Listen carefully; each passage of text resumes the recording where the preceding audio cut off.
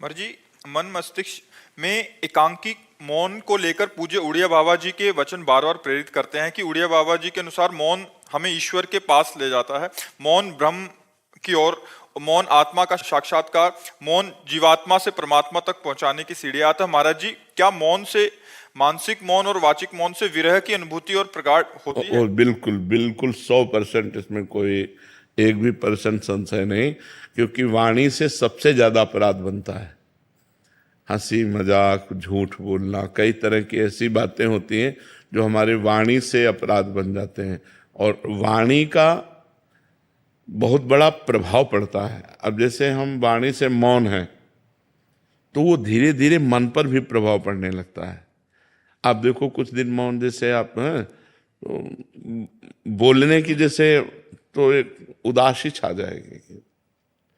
अब बोल सकते नहीं तो फिर एकांत का मन करेगा कि हम किसी से मिले ना, किसी से जुले ना।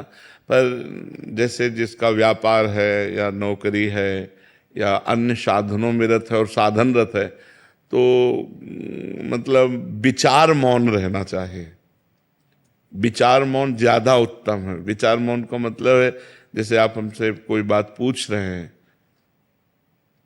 अब हम बार बार अब पूरी मनोशक्ति लग रही हो, आप समझ नहीं पा रहे, हम समझाना चाह रहे, तो हमारे अंदर चिड़चिड़ापन आ जाएगा। अगर अत्यंत आवश्यक है तो हम बोल देते हैं, और अत्यंत आवश्यक नहीं है तो हम उत्तर नहीं देते। इसे विचार मौन कहते हैं। जो बोलेंगे सत्य बोलेंगे, मृदु बोलेंगे, हितकर बोलेंगे, नहीं तो मौन रहेंगे। साधक जो गृहस्थी में है उसे जड़ मौन ना लेकर विचार मौन उत्तम रहेगा, क्योंकि परिवार है, गृह कार्य है। अच्छा, संत वेश में क्या है कि अब हम आज से नहीं बोलना चाहते, तुम्हारे ऊपर किसी का अधिकार नहीं, आप हमें नहीं बुलवा सकते। लेकिन गृहस्थी में बहुत सी ऐसी बातें हैं जिनमें आपको बोलना ही पड़ेगा, तो उसमें विचार मौन ज्यादा उत्तम है, जड़ मौन ठीक नहीं है। तो विचार मौन के द्वारा भी वही गति प्राप्ति की जा सकती है। वाणी का सद्व्यवहार परमार्थ को पुष्ट करता है, या वाणी का मौन, दोनों पुष्ट करते हैं। तो हम सद्वाक्य बोल करके, सद्व्यवहार करके अपने मन को निसंकल्प बनाएं, अपने मन को मौन की तरफ ले जाए। मन का संकल्प रहित हो जाना ही सच्चा मौन है। तो इसके लिए वाणी का मौन सहयोगी है, पक्का सहयोगी, क्योंकि अपने लोगों ने इसका आश्रय लिया है, इसका सहारा लिया है, आज भी है। शाम टाइम हमको, इस समय तो हमारा ये सेवा रहती है, इसके बाद फिर हम कोशिश करते हैं कि हमें मौन ही रहना पड़े।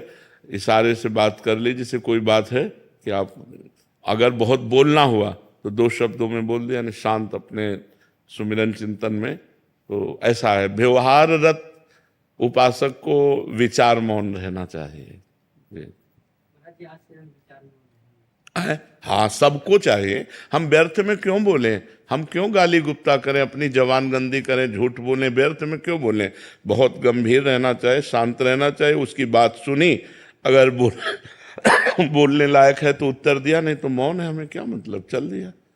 अगर मान लो आपसे कोई पूछ रहा है, आपसे ही डायरेक्ट पूछ रहा है, कोई बात पूछ रहा है, आपको लग रहा है उत्तर देना ठीक नहीं, नजर नीचे की, चल दिया।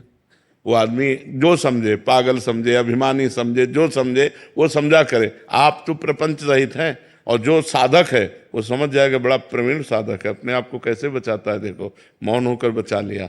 शांत बिल्कुल बहुत जरूरी है। नहीं, वाणी से इतने अपराध बनते हैं कि लोग समझ नहीं पाते। वाणी से अपराध ही अपराध बनते रहते हैं, शरीर से और वाणी से ज्यादातर अपराध बनते रहते हैं। इसीलिए परमार्थ में उन्नति नहीं हो पाती। अगर शरीर और वाणी निष्पाप हो जाए तो मन बहुत जल्दी भगवान में लग जाए। इसीलिए देखो, संतों को देखो, बड़ा पवित्र स्नान, कपड़ा लत्ता सब पवित्रता से रहना, कि हमारा शरीर निष्पाप हो जाए, हमारी वाणी निष्पाप हो जाए, तो मन भगवान में लग जाए। मन का तन और वाणी से बड़ा संयोग है। हम जहाँ बोलते हैं मन हमारा वहीं जाता है, हम शरीर से जो क्रियाएं करते हैं मन उसी में जाता है, जो संबंध रखते हैं। अगर हमारा देखो, तभी 3 की शरणागत कही गई, तन वांग मनो भी, शरीर मन और वाणी, वांग तनु वांग मनो भी, 3 का बहुत बड़ा योग है साधना में। तो हम शरीर को पवित्र रखें, वाणी को कम बोलने का अभ्यास रखें, दूसरे को ज्यादा बोलने दें, अपने बहुत सोच समझ के उत्तर दें और भगवान का नाम स्मरण करें।